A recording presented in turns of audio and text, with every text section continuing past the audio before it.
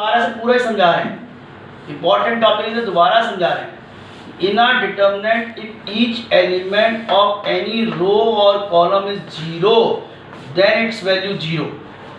आज आप इसे घर पे खूब अच्छी तरह से करना है। डिटर्मिनेंट फर्स्ट है, डिटर्मिनेंट दे रखा है 0 0 0 ए बी सी डी है, तो ईच एलिमेंट R1 जो है ये वाला, इसके सारे एलिमेंट जीरो हैं, तो इसकी वैल्यू जीरो, तो लिखना पड़ेगा each element of R1 is zero, so it's value zero. Second example, determinant है 1 3 1 2 2 5 0 0 0, ये जीरो है, ये वाला जो था वो जीरो है, तो ईच एलिमेंट ऑफ C3, इसके सारे एलिमेंट जीरो हैं, इसकी वैल्यू जीरो हो।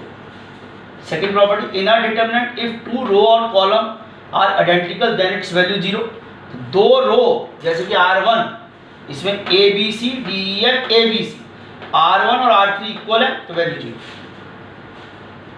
ऐसे A B C D E F D E F C2 और C3 इक्वल, तो इसकी वैल्यू जीरो होगी। If they interchange to row और कॉलम, कोई सी दो रो और दो कॉलम अगर आपस में इंटरचेंज करते हैं तो एक माइनस साइन बाहर आ जाता है। अब R1 और R2 ये यहाँ आ गया, ये यहाँ आ गया, ये वैल्यू यहाँ आ गई और ये यहाँ, तो एक माइनस साइन बाहर आ गया।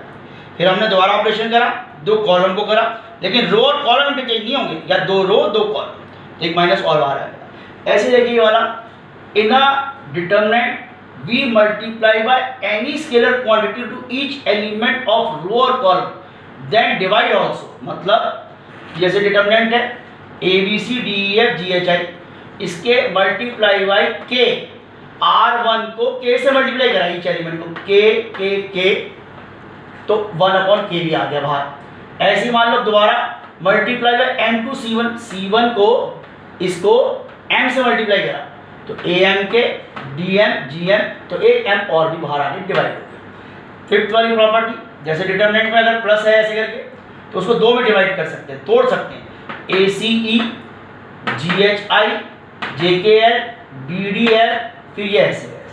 और लास्ट प्रॉपर्टी जो आपने एलिमेंट की ट्रांसफॉर्मेशन में करी थी कि हम उसमें कोई भी ऑपरेशन अप्लाई कर सकते हैं, R1 के बेस पे जैसे R1 माइनस R2, C1 के बेस पे C1 माइनस C2, R1 के बेस पे 2R1 प्लस, लेकिन वहाँ तो सिर्फ रो का करा था, यहाँ कॉलम का भी कर सकते हैं। लेकिन भाई ये ध्यान रखना है कि अगर R1 है तो वहाँ पे R1 होना जरूरी है। इस टाइप से ये दोबारा मैंने बताया है, इसकी फोटो भेज रहा हूँ, इसको बहुत अच्छे तरीके से कॉपी भी करिए और समझिए।